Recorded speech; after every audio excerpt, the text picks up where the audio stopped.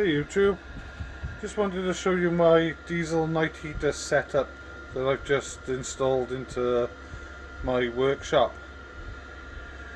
I've got the main unit and everything on the outside of the shed, and all I've got coming in is obviously the display and the actual blower.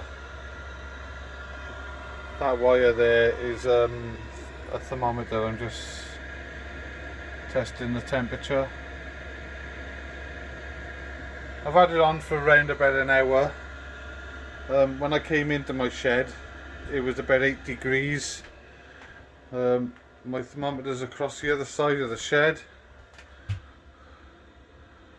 It's warmed up a little bit outside, but we're on 19.1 inside and 9.2 outside. After running around about an hour. My shed is 26 foot long by 12 foot wide and seems to be heating it really well. It's not insulated at all. All the walls are double lined, but the ceiling has just got a single 3/4 board on it with a tin sheeting above that. I've put these plates on here because I've drilled the holes larger in the shed, so this pipe, I know it doesn't get major hot enough to burn the wood, but just to be on the safe side, it's actually on the aluminium, which takes away a bit of the heat. It doesn't get hot at all though. We're up on full blast at the moment. They are getting a bit hot in here now, so I will turn that down.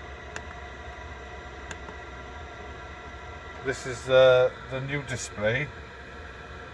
As you can see, it's 21 showing on there. I can set that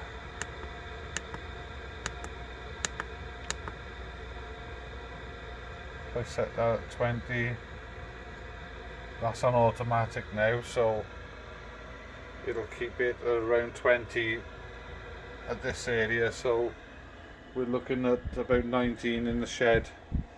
Now, a lot of people are running these diesel night heaters in their sheds and workshops from a 240 volt adapter. I didn't want to do that for the simple reason, if my electric or anything trips,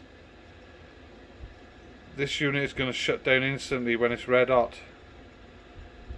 I didn't want that because apparently they can get damaged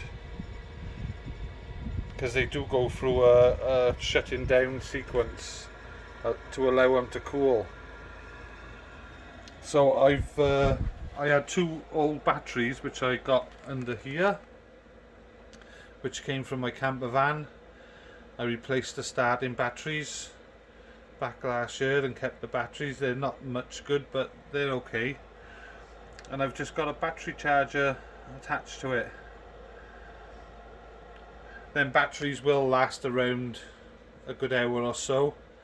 So if I did have a power cut,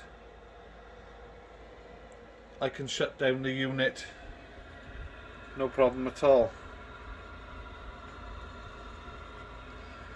But yeah, everything seems to be working spot on. It's getting nice and warm in here. I've never had heating in my workshop before, so I've never really done much work up here in the winter because of that. The temperature's still going up.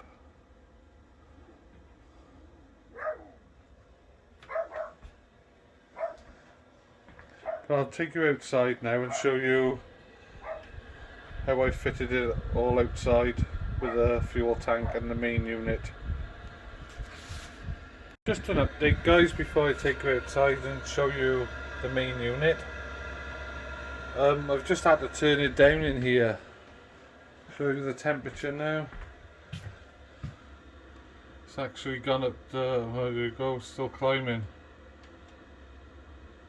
I have had it running on number 1 for a while, and I did just turn it up for a little bit. but I've had it probably running now since fitting it about 2 hours. So I've just put it back onto automatic settings and it is starting to drop again now slowly. I've got one bag on out there and it will drop now. Because I think about 17-18 degrees is fairly comfortable up here. So we'll take you outside now and show you the main unit. Right, this is where my heater is fitted at the back of the shed. I've got my fuel tank in here.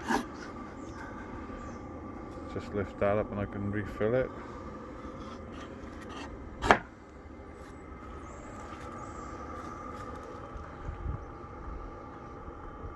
Still got a bit of painting to do on that.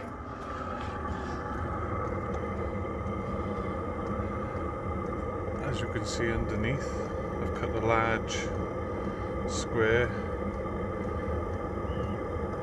so none of the pipes are anywhere near the wood. I've got the fuel line covered coming in there. It goes through the box, comes out there,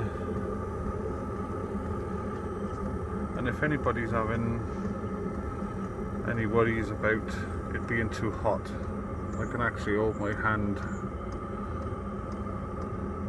and it's not hot at all, so I don't think we'll have any worry about the exhaust burning the fuel line. I have my air intake up there.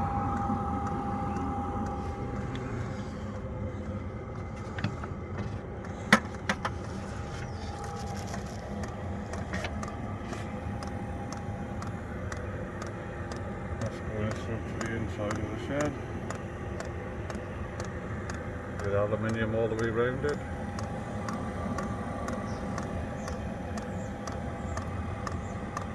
It's all nice and waterproof inside the box.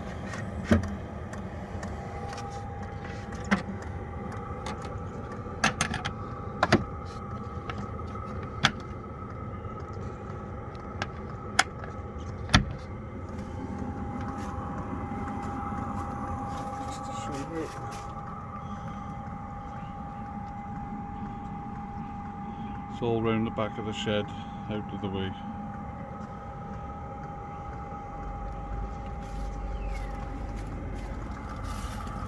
My exhaust is pointing this way to keep the fumes away from the air intake.